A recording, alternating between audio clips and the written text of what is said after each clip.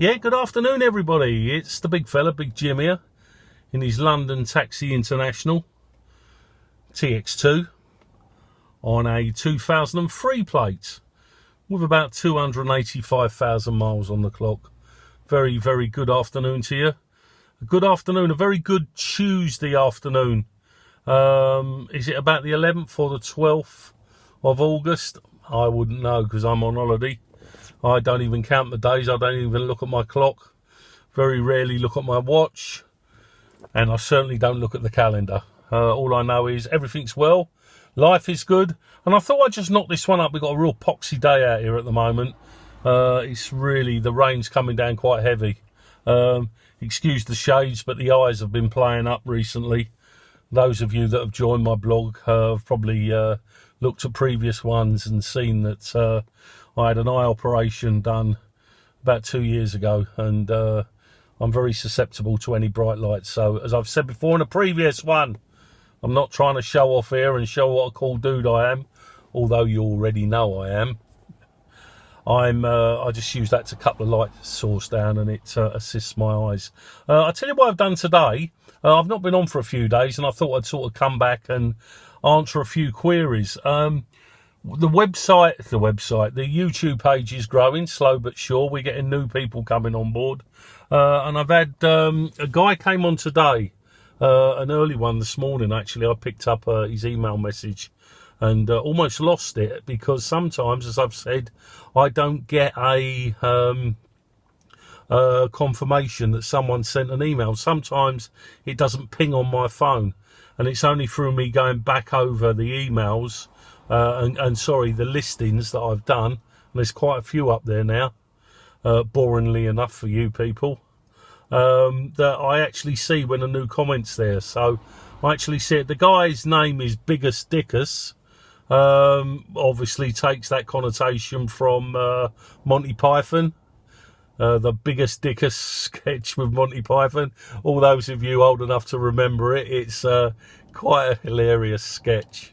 Yeah, look, if you haven't seen Biggus Dickus, Monty Python, after you've seen the end of this and not before, go down and have a look at it. It really is funny. Biggus Dickus, Monty Python, that's all you need to do. Anyway, Biggus Dickus said to me, he's been looking into purchasing one of these. He's obviously got an interest in buying an old London taxi like myself and a lot of you out there have. And he was shocked to find out about the price of the road tax. Now, he got it slightly wrong, that he perceived or believed, or someone had told him that the road tax was £300 for 6 months. That would make that £600 a year, and you're not right there, Biggus Dickus. It's £300 for the year, heavy diesel oil. The government are trying.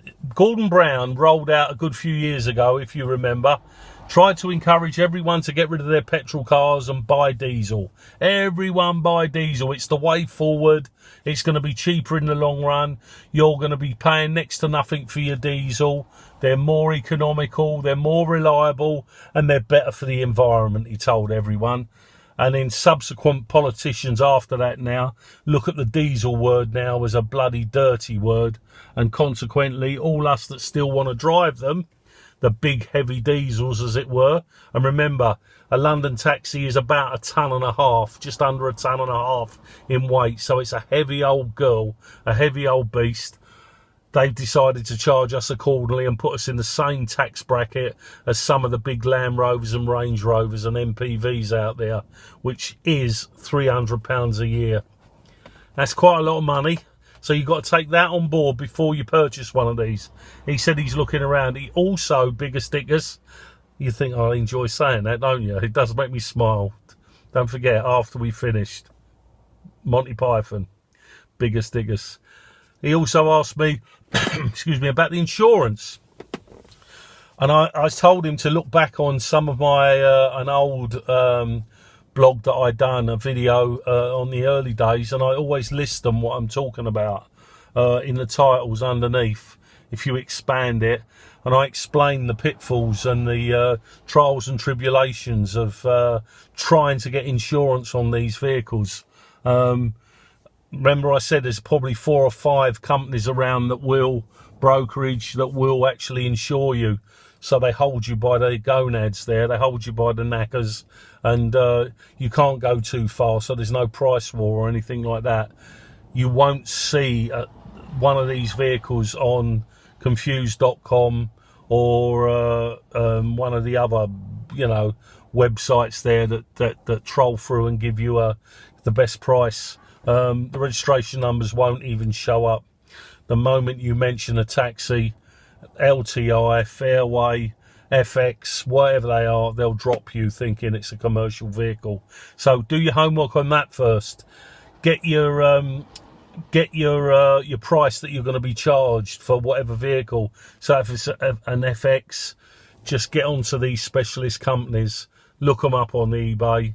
There are a few, and I've listed quite a few in my previous blogs that will sort of take you on board. Just to sort of give you a baseline on it, and I've said this before, that my insurance on this was fully protected. I took my 60% no claims bonus across from my Nissan, my reliable Nissan. I took my 60% across and placed it onto here, and like for like, fully com protected, this baby cost me $500 for the year to insure. Now that really hurt, because I've never ever paid no more than £160 a year for any insurance I've ever had. And the most frustrating thing about this is you ain't gonna break any land speed records in this, you know.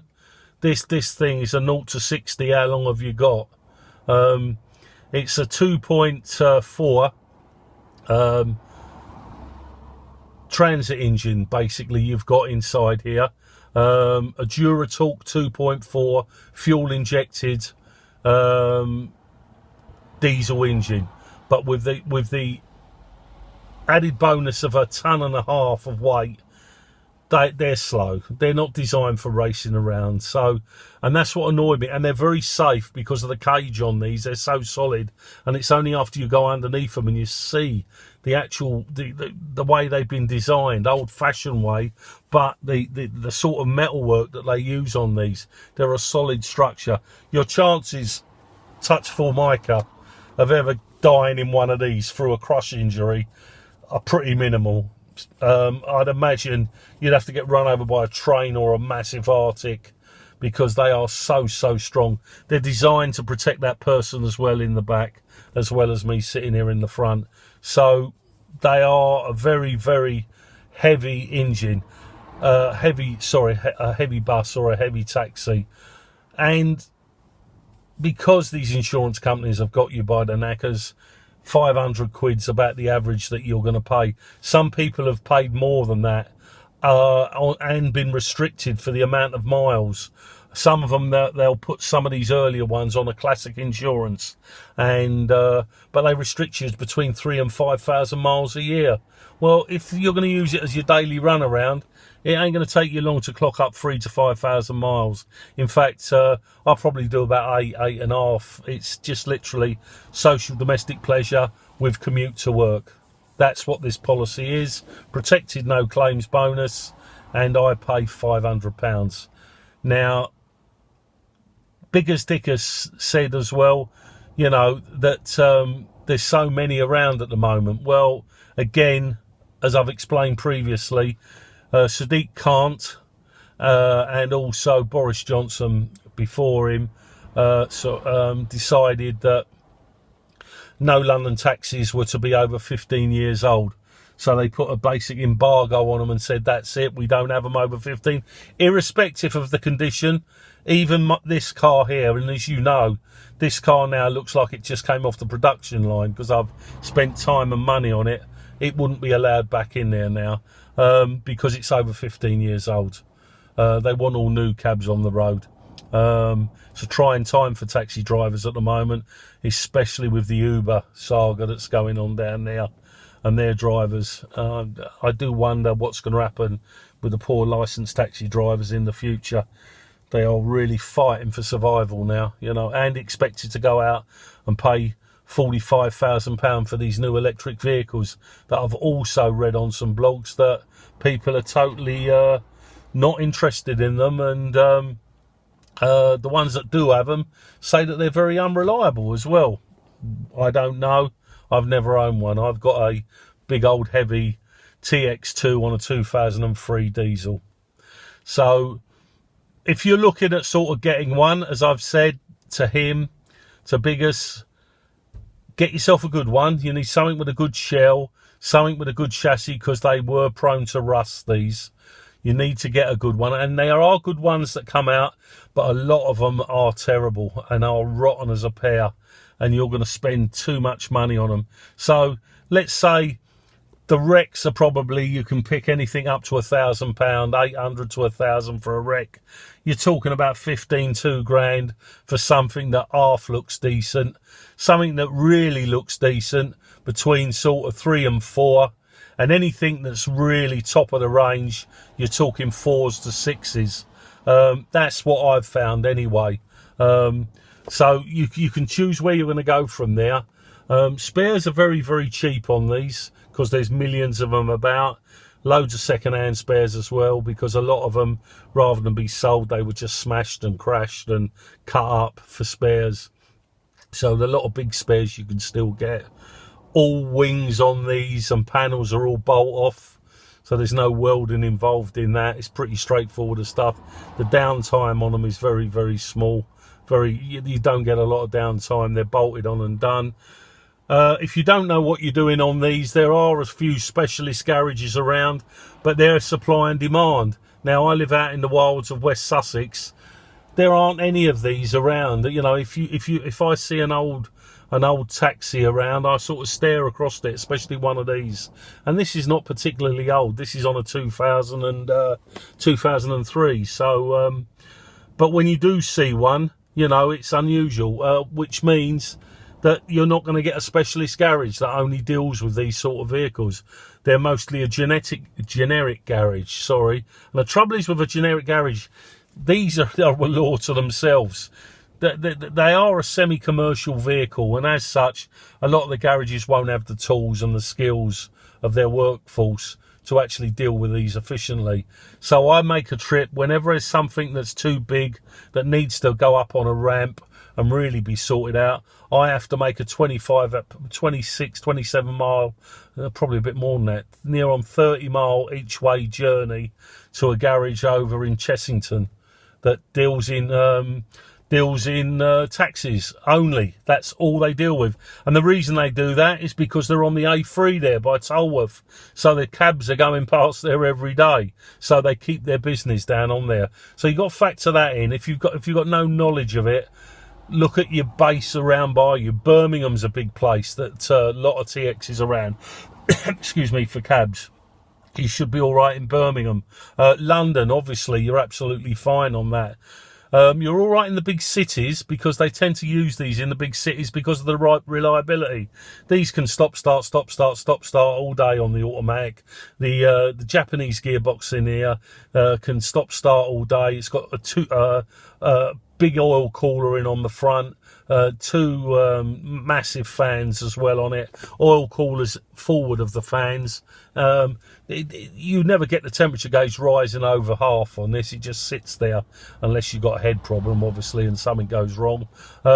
So you know that's where they are good at, but they'll sit there all day and they'll work, but you won't get the garages around. So if you are factoring in that you need to obviously get it serviced and looked at, that's again the price you've got to look at. Now, I was looking at the price for servicing these, and I'm going to surprise you now. You sit down now, because you're probably going to fall off your chair. To minor service one of these, which is basically checking over everything, oil and filter change, that's an engine oil and filter change, general sort of overlook and all that, it's about 70 quid. Now, the major service that you have done on this, which includes draining of the brake fluid, draining of the power steering fluids, you know, checking the belts, as well as the oil filter, and the oil, obviously, and also the fuel filter, and that comes in at 95 quid. That's including VAT. So that is dirt cheap. That is so cheap.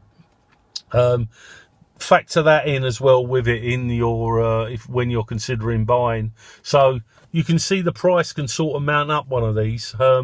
It's up to you how much you want to pay for one, but they're not the cheapest vehicle on the road. Let's take the fuel now into this. Let's go one step further.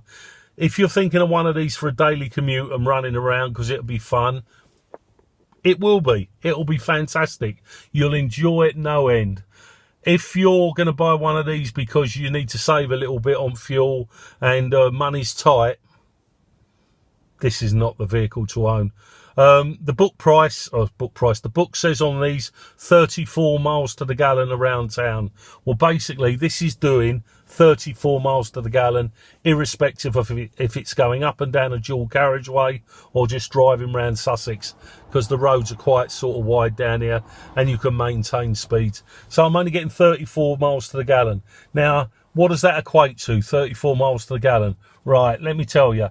From empty to completely full on this tank, and now we're in 2019, so if you're looking at this well in the future, I don't know what the price of fuel is going to be, but I think I'm paying down here about 136 a litre. So you can do the conversion on your Google or on your calculator. About 62, 63 quid to fill this, 64 if I really want to fill it right to the top, and on 64 pounds I'm probably going to be doing about 300 miles. It ain't good, is it? It's not good at 300 miles. It's because it's such a big old beast and not the most efficient engine as a big old beast as well. Another thing is a reason why only 34 miles to the gallon.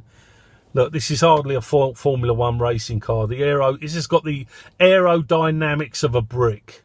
In fact, if you look at it, and I hope Poppy's not, let me just put my hands on her ears there. Is Poppy, shouldn't be listening to this. She's not very aerodynamic. She really isn't. She's it's quite, I mean, they are sort of flat-ended. In fact, when you're driving into the wind, you can feel the wind actually pushing you. Today was the prime example. I was driving down the A24 today, and it was raining, and everyone had their windscreen wipers on. And I was watching the rain hit the windscreen, and where the wind obviously is hitting the windscreen like that flat, the beads were just beading and just disappearing. I didn't need the windscreen wipers on because I'm on an aerodynamic vehicle. The wind is just above, and you need, obviously, it doesn't touch the screen. It's designed in a wind tunnel to just go over the top. So you need your wipers to assist you on this because your windscreen's, well, like that, almost flat on the window. The air hits it and squashes. You can see it actually squashing the beads of water. And when they hit the screen, because the pressure is pushing against the windscreen, it dissipates across there. And you're driving along and you don't need your windscreen wipers on. Now, that's a positive for me. But again, it's no good for your fuel economy. So look at 34 miles to the gallon. You're doing well.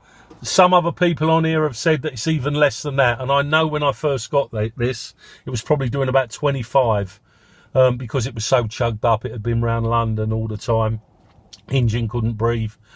I think the last time the air filter was changed was back in 2005. By the look of it, it was literally falling to pieces, the air filter. It's amazing, really, how the thing run. And if it had broke down any more and then sucked the detritus from the air filter into the engine, God knows what damage that might have done. It just amazed me. The fuel filter, when I first got this, was filled up with water. That had a Ford one on, and knowing how tight some cabbies are, there's no way they would have put a Ford one on. So it urged me to thinking, I wouldn't be surprised, this is probably the original fuel filter. I've got no way of proving that. But when I cut it open, it literally ran out of it like an old radiator. Putting a new fuel filter on, it was like suddenly you give it a new heart, it could breathe again, it could suck the fuel through. So you know, you're not going to get one of these for economy, but the way to keep the economy up as high as you can is to do the regular service on them. And at 70 or 80 quid at a specialist garage, if you live within 50 miles of one, it's worth it. Even for an oil change, you know, just to do an oil and filter change. And then on the major one, do the fuel filter as well. It's really, really worth it. Not a big job to do yourself if you want to do it. A messy job it can be. One of the guys that talks to me, I think his name might be Mark, excuse me, I might have got his name totally wrong. And he just done his and said it was a bit of a messy job. The filter, the oil filter, is a canister filter bolted underneath. You drop it out, 22mm socket, and there's a paper filler in there as well. And you've got to get it out and stick the new. It's a bit of a messy job, but it keeps the fuel economy up and also the longevity of the engine. I don't know if this is the original engine and gearbox in here. Some people would say I doubt it very much, because this is not touch formica burning a drop of water or a drop of oil since I changed the radiator. So it's really, you know, not burning anything. It's because I change the oils regular. And when I mean regular, I'm talking twice a year. And I only do 8,000 miles a year.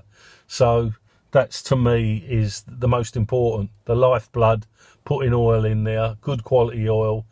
It just gives the engine half a chance. And I use a very good oil additive as well as Red X in, because I'm old school. I put a shot of Red X in every time I go into the garage. I carry the big bottles of Red X in the car. When I first got this, I was putting whole bottles of Red X in, noticing a bit of smoke on the exhaust, but it just broke some of that carbon and chugged down before we had to take the engine to pieces and put it back together. So if you're buying one of these, guys, or you're contemplating it, please subscribe down below. It's got to be worth it. This don't cost you a penny. You know, you ain't got to troll and sit through 2 hours of adverts before you see my nice little pretty face. You will come straight on there and click on all the different ones, and we talk about different things about owning an old London cab.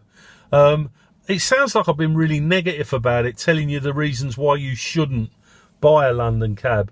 So let me just take a couple of minutes and explain, because we're 22 minutes in now and you're probably falling asleep in your coffee, the reasons why I believe you should get one. Now, I've had quite a few cars in my time, some good cars, some old wreck cars. You can imagine some of the cars. I mean, I'm 60 years of age now, and I know camera looks good on me, but 60, you know, I'm getting on, and I've owned a good few dozen cars, some good cars, and like I said, and some bad cars. I've never ever owned a vehicle like this taxi that puts a smile on my face as much in the morning when I jump into her. A lot of my vehicles, I used to keep them clean, because that's me. I am very anal about cleanliness, especially with a vehicle you've got to sit in. I'm always been that way, very, very clean. But a lot of my cars I used to just drive, clean them, service them. Didn't really worry too much about them. This is different. I can't explain why, but owning one of these is different. From my side, and you might think I'm completely crazy, I think it's got a character all of its own. There are days that I come out here and she drives better than other days, and that might just be because she just don't fancy it, or I'm not tuned in with her, as I've spoke at previously, or it might be that it's just different. It's got a character. This vehicle's got, I know it, and do you know what? If you want squeaks and bangs and creaks, drive one of these. They got the noises all of their own. I've been told an old ice cream van, an old generator. I've been told so many things it sounds like. But it goes and it starts every morning, and it gives me a smile. And I take it into work. Everyone at work is all over her, talking away, chatting to me about, you know, what she's like, and what's it like to own, and oh my God, an old taxi. Because remember, there aren't many of them around here. And the question I get asked all the time is, Jim, why do you want to buy an old taxi? Are you taxiing now? Why do you want to? And I always respond, I buy myself my old London taxi just because of the question you just asked me. I don't like being part of the normal. I'm an individual. We're all individual people on this earth, and this is part of my individuality. Using a vehicle that should be designed to carry people backwards and forwards all the time, recover it from a breaker's yard almost, spend a bit of money on it, spend some time on it, really give her a good old polish up, and make it part of our family, really. When the grandkids jump in them and everyone jumps in them like that. And that's why I've got it. I'm an individual, and this is an individual vehicle, and that's why I love it so much, and that's why it puts a smile on my face every single day that I drive it. I've got all faith in her now. It's taken a while. It does take a while, but when you get faith in your old vehicle, you just love it. I mean, the classic example was today, something silly. I had to pick up a microwave today. I had to buy a microwave. So I went on Facebook onto the marketplace adverts, and there's a guy selling a nice, was it a Bosch? Was it a Morphy Richards?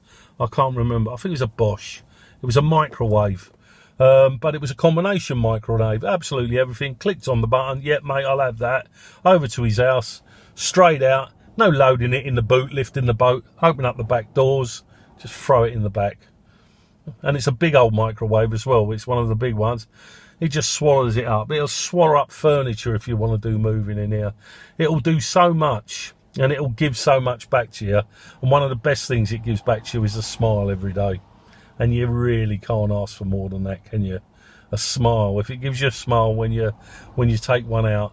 But just give it a go, suck it and see. Drive one. You might drive one on a test ride and don't like it. You might think to yourself, well, I don't like this. It's like driving an old tank. Again, when you drive it, I've put a new steering box on this now, so it's lovely and, very responsive. But when I first got it, it was like, it's worn away. But it's sort of, just go out and have a go and smile about them. I've got so much headroom here. I'm so fed up with being in vehicles. And the top of my head is up here, and I can feel it touching the roof, even with the seat wound down, because I'm about 6'1". I'm fairly tall and fairly wide. Here, I've got that much room before my head goes anywhere near the roof. Perfect. I can stretch. I can go all the way over here, because there's nothing over here to my left. It's just so much space for me. Now, a lot of people have said that have driven these ex-cabbies and that, they didn't like the TX ranges because the way you were squashed in here. And I do agree with that. I think that they give far too much room to the back for people to stretch their legs out in the back. I know they were doing it because of the wheelchair access to put a chair in. But if they'd have moved it back, if they'd have moved the sort of the dividing wall at the back of me, here, just back 6 inches, and allowed you to slide that seat back just a little bit more, I can't stretch my feet out at 6'1". I can just about stretch my foot out, but it's beyond the brake and the throttle pedal on this auto. So when I'm driving, my feet are sort of, my knees are constantly bent. I would prefer to be able to push this back a little bit more, but unfortunately, with the headrest here, it's now pushing right up against that back panel, which means that's as far back as she's going to go, which is a little bit disappointing, really. It's not, I've done long journeys in this, don't get me wrong, and it's okay, but I could do with that extra 6 inches of room and space, especially when it's not really being used and it's not warranted to have that much room in the back. But I was told that all the comfort was all built into these vehicles for the passenger or on the back, and I'm just the driver, The seat is a very good quality seat. It's not the standard seat that are installed in these. This seat in here is it's not the air spring suspension seat, which I'd love to have. They're quite expensive. It's an all leather, fully adjustable one, and it's also got a pump down the bottom here, which I can use to do the back, lumbar support in my back, which is something I like to sit quite upright. I don't like to lay back, but I want that extra 6 inches that I can't actually go back. So if you're a big guy like me, that can be a bit of a negative, but we get round it. I can drive round it. You know, I'm not doing 1,000,000 miles a year on this like they used to do on cabs, so that's fine by me. The passengers all absolutely love it. If you've got your family and that, they'll love being in the back of one of these. It's a very individual feeling to travel in the back when you're driving. Actually, I've never been in the back of this because I won't let anyone else drive this. I've become so sort of, you know, one-to-one with this that I don't think I could trust anyone else to drive this. I've got the gearbox changing just beautifully now. I know the note of it, and I'll probably be a bundle of nerves sitting in the back there, knowing how many hours and much money I've spent on getting this vehicle up to here. And if you want to see how much and what she looks like now, look into one of my last videos of a couple that I'd done 2 or 3 ago, and I was actually parked up and I actually took you for a walk around Poppy. So worthy of a look on that. Look, I've gabbled on long enough, guys. Please subscribe. You know, we will only grow if you subscribe, and if you subscribe and then you involve yourself on this and you ask questions, if I don't know, there's plenty of knowledgeable people that we've already got as subscribers here that are going to come in and say their bit as well. So it's a free-for-all. Keep it respectful, because that's what we do here, and we're going to get on really, really well. Remember, by Christmas, we're on to our first 500,000. Yeah, but we'll see how we go. All right, guys and girls, I will let you go now on this awful rainy Tuesday. But life is good, and Poppy is even happier. And she's got lovely beads on her at the moment, where I use that Carabuna polish Harley wax. Oh, the Harley wax. Absolutely amazing stuff. Expensive, but worth getting. Right, until the next time, ladies and gentlemen, guys and girls, whatever you're doing in your life, please be safe. And please, whatever you do as well, make sure you smile all the way through the day. From Big Jim in his London Taxi International 2003 with 286,000 miles. Please subscribe, hit the button below, and no doubt we'll catch up again. Catch you later, guys. Cheers.